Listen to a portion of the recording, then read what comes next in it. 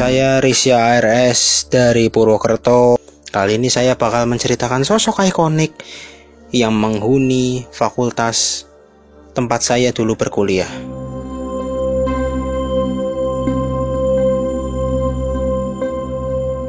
Jadi saya kuliah di kampus swasta yang cukup terkenal di daerah dekat rumah saya ya.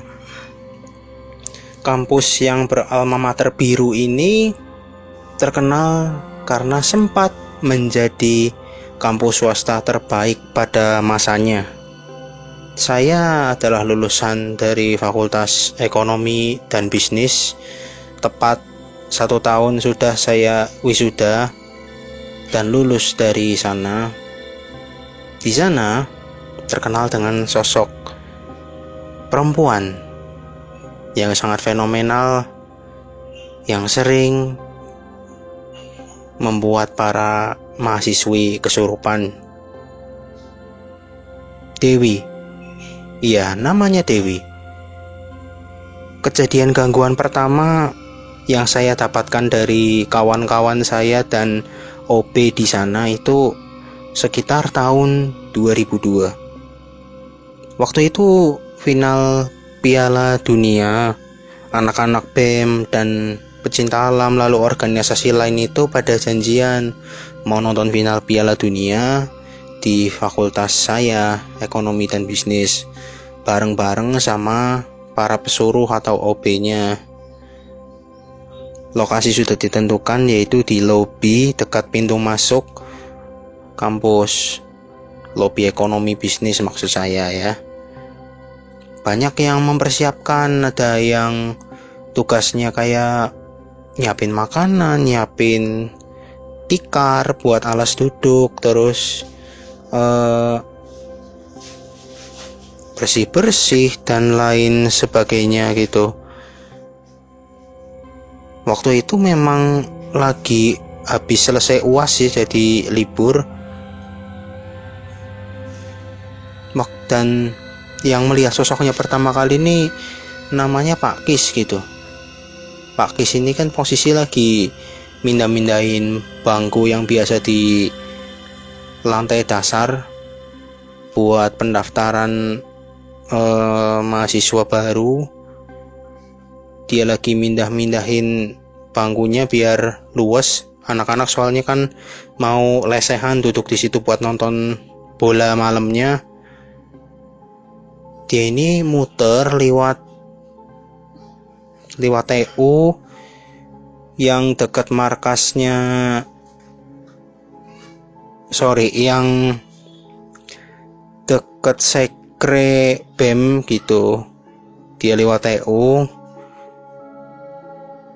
ngangkat gitu. Dia melihat ada perempuan berambut panjang dan berbaju putih sedang duduk dengan komputer yang menyala. Dulu komputernya masih Pentium 1, masih pakai disket penyimpanannya. Waktu pas dia selesai naruh, dia balik lagi melewati ruang TU tersebut dan menyapa, "Lembur apa mbak?" Nggak ada jawaban. Waktu pas dia mulai ngangkat kursi dan melewati ruang TU tadi, perempuan itu menghilang disertai suara printer. Ketika selesai menaruh kursi, Pak Kis yang penasaran pun langsung nyamperin ruangan TU tersebut di komputer yang menyala. Sosoknya menghilang, bau melati pun tercium, dan di printer yang masih hangat kertas keluar dari sana bertuliskan nama Dewi.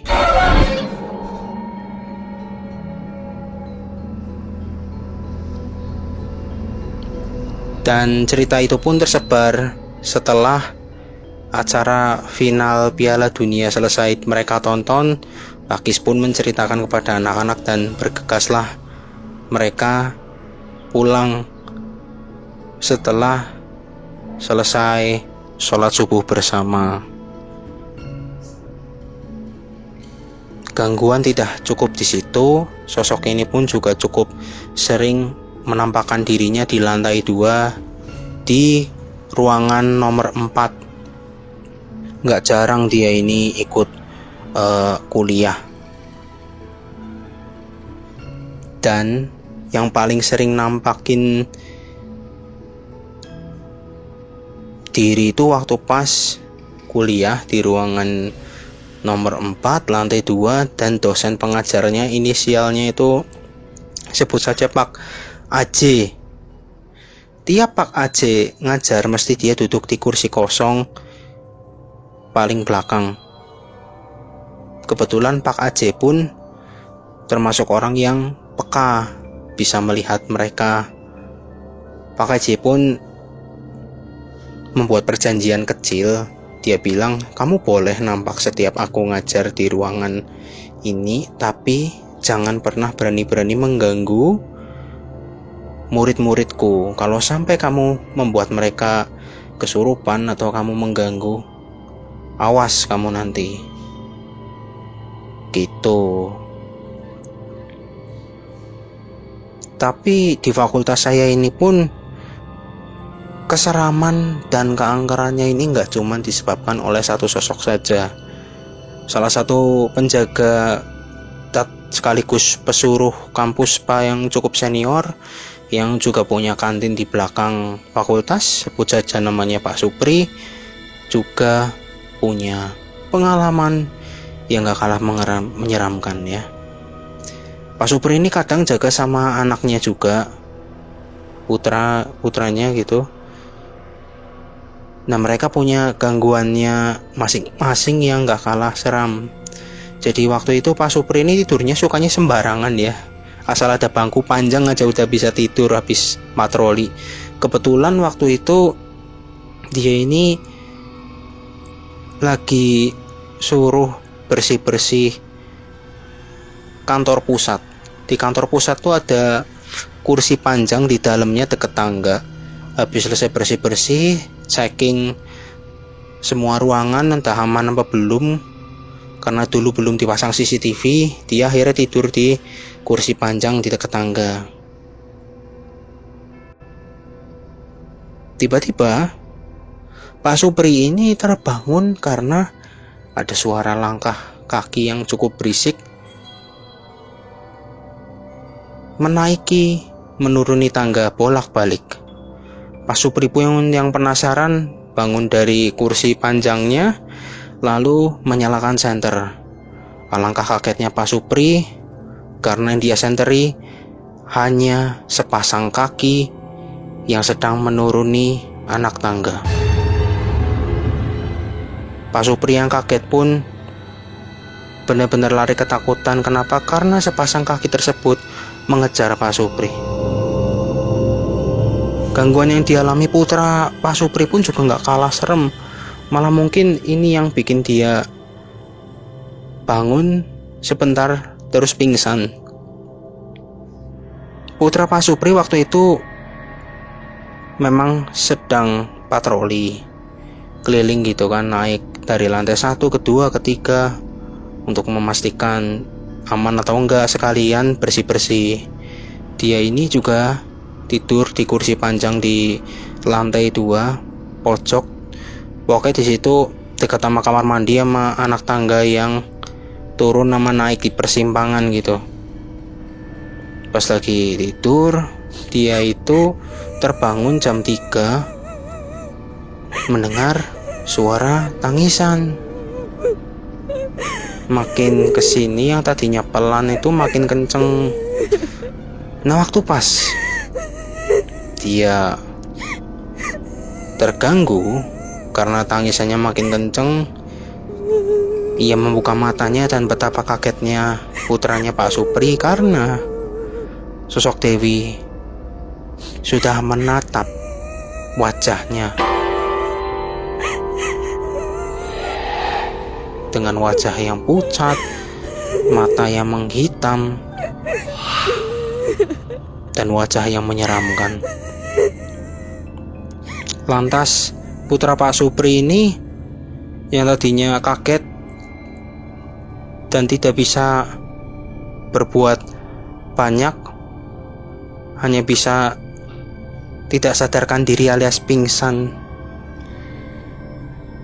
Kampus saya ini memang sebelahannya sama satu gedung yang sudah mangkrak atau kosong. Niatnya waktu itu mau jadi fakultas baru, cuman karena ada kesalahan administrasi dan masalah masa lalu yang belum terselesaikan, akhirnya sebelah fakultas ini mangkrak gitu ya. Nggak heran kalau memang fakultas yang letaknya ada di belakang ini dikenal sebagai fakultas yang cukup angker. Bagaimana tidak, waktu itu jam jaga Pak Kis dan Pak Supri ini barengan.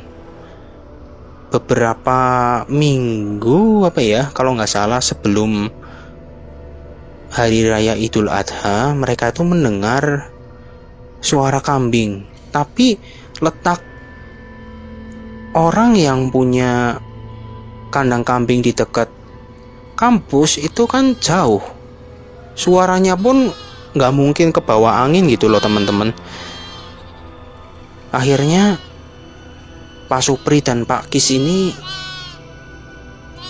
langsung mencari sumber suaranya. Di mana ini suaranya kambingnya?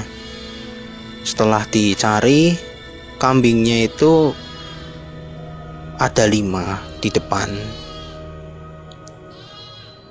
Bunyi terus. Namun betapa kagetnya mereka karena kambing yang mereka temui badannya kambing, kepalanya manusia.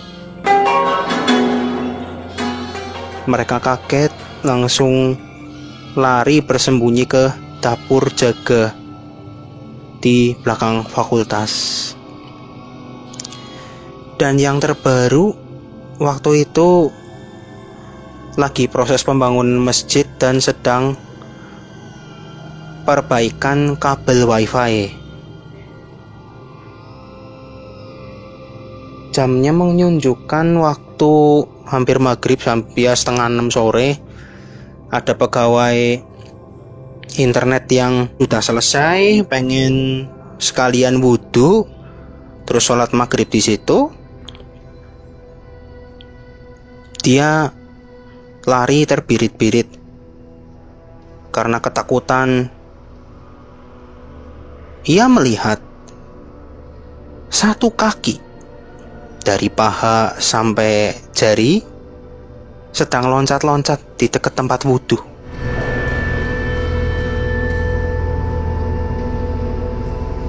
Saya nggak tahu ya sebenarnya, mungkin kampus saya itu memang ada pengaruh dari bangunan mangkrak di sebelahnya, atau memang karena faktor lain mungkin. Tapi yang jelas